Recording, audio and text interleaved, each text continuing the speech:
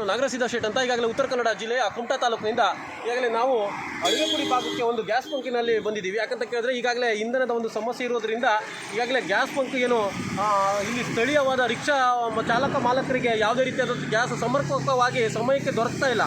ಆ ಒಂದು ನಿಟ್ಟಿನಲ್ಲಿ ಈಗಾಗಲೇ ಇಲ್ಲಿಯ ಒಂದು ಆಟೋ ಚಾಲಕರು ಅಸಮಾಧಾನವನ್ನು ವ್ಯಕ್ತಪಡಿಸ್ತಾ ಇದ್ದಾರೆ. ಯಾಕಂತ ಕೇಳಿದ್ರೆ ಸಮಯಕ್ಕೆ ಸರಿಯಾಗಿ ಗ್ಯಾಸ್ ಬಂದಿದ್ದರೆ ಅವರಿಗೆ ಬಾಡಿಗೆ ಹೊಡೆಯೋದಕ್ಕೆ ಅನುಕೂಲ ಆಗ್ತಿತ್ತು. ಆ ಒಂದು ನಿಟ್ಟಿನಲ್ಲಿ ಅವ್ರ ಹತ್ರನೇ ಮಾಹಿತಿಯನ್ನು ಸಂಗ್ರಹಣೆ ಮಾಡೋಣ. ಈಗಾಗಲೇ ನಿಮ್ಮದು ಈ ಸಮಸ್ಯೆ ಬಗ್ಗೆ ಸ್ವಲ್ಪ ವಿಸ್ತಾರವಾಗಿ ಹೇಳಿ. ಯಾಕಂತ ಕೇಳಿದ್ರೆ ನೀವು ದಿನನಿತ್ಯ ಒಂದು ದುಡಿಮೆ ಮಾಡುವಂಥವ್ರು ರಿಕ್ಷಾದಿಂದ, ಅದು ನಿಮ್ಗೆ ಯಾವ ರೀತಿ ಸಮಸ್ಯೆಗಳಾಗ್ತಾ ಇದೆಯೋ ಅದ್ರ ಬಗ್ಗೆ ಸ್ವಲ್ಪ ಮಾಹಿತಿಯನ್ನು ಕೊಡಿ. ನೋಡಿ, ನಮಗೆ ಡೈಲಿ ಇದರಿಂದನೇ ಜೀವನ ನಡೆಸ್ಕೊಳ್ತಾ ಇರುವಂಥದ್ದು. ಇದರಲ್ಲಿ ಯಾವ ರೀತಿ ಕಷ್ಟ ಆಗ್ತದೆ ಅಂತ ನಮ್ಮ ಆಟೋದವ್ರಿಗೆ ಮಾತ್ರ ಗೊತ್ತು. ಅದು ಬೇರೆಯವ್ರ ಹತ್ರ ಹೇಳಿದರೆ ಅವ್ರ ಬಿಸ್ನೆಸ್ಸೇ ಬೇರೆ, ನಮ್ಮ ಬಿಸ್ನೆಸ್ಸೇ ಬೇರೆ. ಹಾಗಾಗಿ ನಮ್ಮ ಕಷ್ಟ ಅರ್ಥ ಮಾಡ್ಕೊಳ್ಳೋದು ಯಾರು ಅಂತ ನಮ್ಗೆ ಗೊತ್ತಾಗ್ತಾ ಇಲ್ಲ. ಮೊದಲನೇದಾಗಿ ನಾವಿಲ್ಲಿ ಬೆಳಿಗ್ಗೆ ಬಂದು ಸಂಜೆ ತನಕ ವೇಟ್ ಮಾಡಬೇಕು ಒಂದು ಆಟೋ ಗ್ಯಾಸ್ ತುಂಬಬೇಕು ಅಂತಂದರೆ. ಅದಕ್ಕಾಗಿ ನೀವು ಆ ಗ್ಯಾಸನ್ನು ಮಧ್ಯರಾತ್ರಿಲೇ ಇಲ್ಲಾದರೂ ನೀವು ಶೇಖರಣೆ ಮಾಡಿಕೊಟ್ಟಿದ್ರೆ ನಮ್ಮ ಆಟೋದವ್ರು ಬೆಳಿಗ್ಗೆ ಆದರೂ ಬಂದ್ಕೊಂಡು ಇದ್ದಷ್ಟು ಗ್ಯಾಸನ್ನು ತುಂಬ್ಕೊಂಡು ಹೋಗ್ತಿದ್ರು. ಅದರೂ ಕೂಡ ಮಾಡ್ತಾಯಿಲ್ಲ. ಹಾಗಾಗಿ ಭಾಳ ಕಷ್ಟ ಆಗ್ತದೆ. ಇದಕ್ಕೆ ಸಂಬಂಧಪಟ್ಟವರು ಯಾವ ರೀತಿ ಮಾಡಿದರೆ ಅವ್ರಿಗೆ ಅನುಕೂಲ ಆಗ್ತದೆ ಹೇಳುವಂಥದ್ದನ್ನು ತಾವು ಗಮನದಲ್ಲಿ ಇಟ್ಕೊಂಡು ಆ ರೀತಿ ಅನುಕೂಲ ಮಾಡಿಕೊಟ್ರೆ ಭಾಳ ಒಳ್ಳೆಯದಾಗ್ತಿತ್ತು ನಮ್ಮ ಅಭಿಪ್ರಾಯ.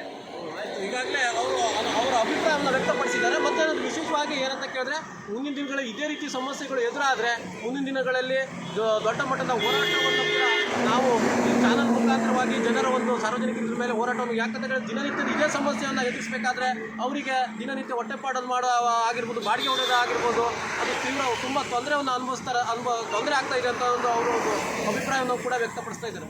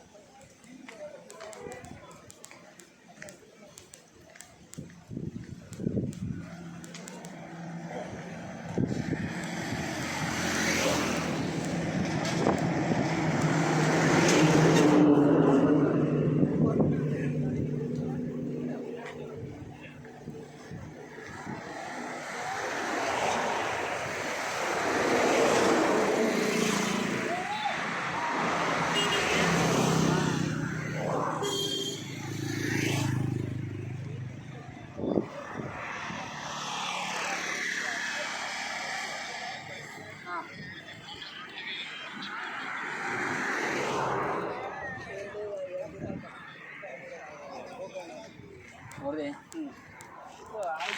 Full package.